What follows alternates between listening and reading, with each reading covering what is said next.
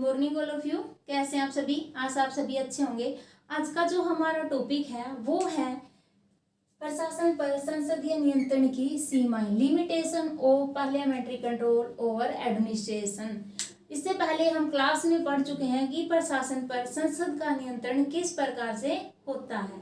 प्रशासन पर 3 प्रकार से नियंत्रण रखा जाता है: कार्यपालिका नियंत्रण, संसदीय नियंत्रण और न्यायपालिका नियंत्रण। संसदीय नियंत्रण हमने क्लास में डिस्कस किया था कि किस प्रकार से प्रशासन पर संसद अपना नियंत्रण रखती है, क्योंकि कल्याणकारी राज्य में होता है कि ज्यादा से ज्यादा कार्य जनता की भलाई के लिए प्रशासन के द्वारा किए जाते हैं, उनको ज्यादा शक्तियां दी जाती हैं और जहां पर ज्यादा शक्तियां होंगी उस पर नियंत्रण रखना भी आवश्यक है। क्यों? क्योंकि लॉर्ड एक्टर ने कहा है कि शक्ति भ्रष्ट कर देती है और पूर्ण शक्ति पूर्णतः भ्रष्ट कर देती है, इसीलिए प्रशासन पर नियंत्रण क्या है? आवश्यक है। प्रशासन पर संसद 2 प्रकार से नियंत्रण रखती है, प्रत्यक्ष रूप से भी और अप्रत्यक्ष रूप से भी। प्रत्यक्ष रूप से होता है जैसे नीति निर्माण के द्वारा, बजट जैसे संसद में पारित होता है उसके द्वारा, जो राष्ट्रपति का भाषण है उसके द्वारा प्रशासन पर नियंत्रण रखा जाता है। उसमें ये बताया जाता है कि किस प्रकार की नीतियां होगी, उन पर सदस्यों में वाद विवाद होता है। जो लेखा परीक्षण है उसके माध्यम से नियंत्रण किया जाता है।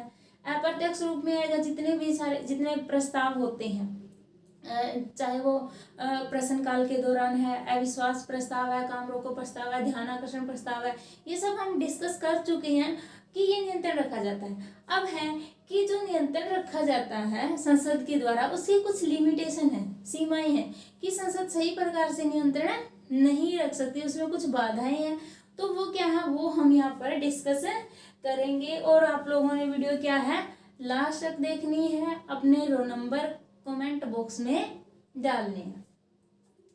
फर्स्ट है इसमें समय का अभाव, लैक ऑफ टाइम। इस समय का अभाव के कारण भी क्या है, जो संसद है वो प्रशासन पर सही प्रकार से नियंत्रण नहीं रख सकती। क्यों? क्योंकि जो संसद के अधिवेशन होते हैं वो कम समय के लिए होते हैं और उन अधिवेशनों के दौरान उनको बहुत सारे दूसरे कार्य करने पड़ते हैं, विधेयकों से संबंधित, कानून निर्माण से संबंधित। तो प्रशासन की जो कमियां होती हैं उन पर वो उतना ध्यान उस टाइम में नहीं दे सकते। इसके कारण भी क्या है, ये प्रशासन पर सही प्रकार से नियंत्रण नहीं रख सकती, एक ये लिमिटेशन है।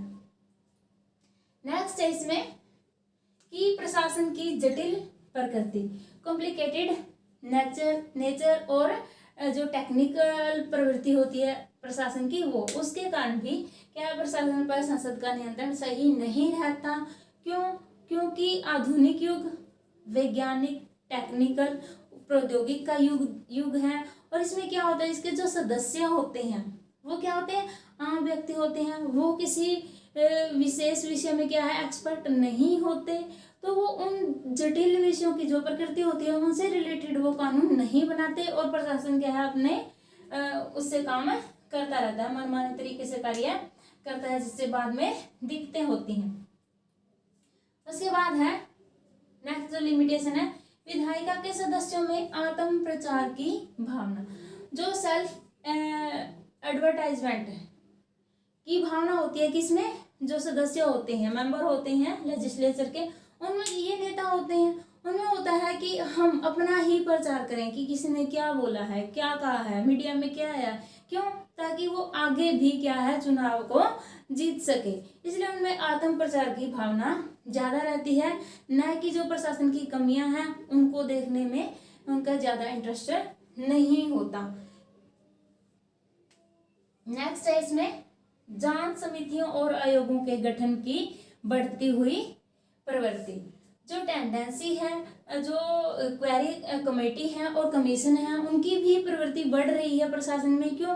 कोई भी जब कमी होती है या भ्रष्टाचार पाया जाता है किसी भी विभाग में, किसी भी मंत्रालय में कुछ भी कमी होती है तो उसके लिए क्या करती है सरकार, किसी न किसी आयोग या समिति का गठन कर दिया जाता है और ये आयोग और समिति क्या करते हैं, ये पूरी तरह से सरकार के नियंत्रण में रहकर कार्य करते हैं। एक तो ये कमी होती है, दूसरा ये होती है कि जो इनकी रिपोर्टें आती हैं वो काफ़ी टाइम के बाद आती हैं, बहुत समय उसमें लग जाता है, फिर उस रिपोर्ट पे कार्य नहीं होता।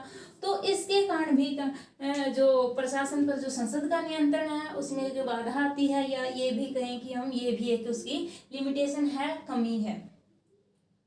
नेक्स्ट है कि वित्त पर प्रभावशाली नियंत्रण नहीं, no effective control over finance, कि वित्त पर भी जो संसद का नियंत्रण है वो क्या है, प्रभावशाली नहीं है।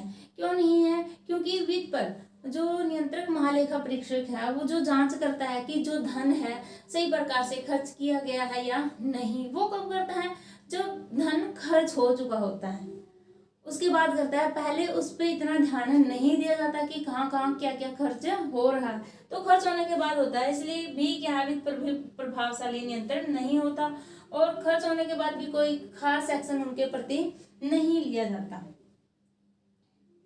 तो नेक्स्ट है इसमें नीति निर्माण में लोक सेवकों की भूमिका। जो पॉलिसी मेकिंग है, पॉलिसी के निर्माण में भी क्या है, जो पब्लिक सिविल सर्विस के जो मेंबर होते हैं उनकी भूमिका ज्यादा होती है। क्यों? क्योंकि प्रशासन का कार्य क्या होता है, नीतियों को लागू करना। नीतियों को लागू करने के दौरान प्रशासनिक अधिकारियों को पता होता है कि क्या कमियां आई हैं, क्या क्या कमियां हैं, इसलिए आगे जब भी पॉलिसी बनती है तो वो उनकी भूमिका ज्यादा बढ़ जाती है। क्योंकि जो संसद के सदस्य होते हैं वो आम व्यक्ति होते हैं, वो आते जाते रहते हैं, तो उनको इतना नहीं पता होता प्रशासन के बारे में जितना क्या है लोक सेवकों को पता होता है, इसलिए उनकी भूमिका ज्यादा होती है नीति निर्माण में। तो आशा आपको ये सभी जो 6 पॉइंट है ये समझ में आ गए होंगे। प्रशासन पर संसदीय नियंत्रण ये बहुत ही इम्पोर्टेंट क्वेश्चन है, और बहुत बार जो 6th सेम है उसमें पूछा भी जाता है कि प्रशासन पर जो 3 प्रकार के नियंत्रण है, एक नियंत्रण इनमें आता ही आता है। तो संसदीय नियंत्रण हमने कर लिया है, क्लास में कर लिया था, इसकी सीमाएं कर ली है, ये क्वेश्चन कंप्लीट हो गया है। उसके बाद हम कार्यपालिका नियंत्रण और न्यायपालिका नियंत्रण भी वीडियो के माध्यम से करेंगे। आशा आपको वीडियो पसंद आया होगा। अगर वीडियो पसंद आया है तो प्लीज वीडियो को लाइक करें, शेयर करें।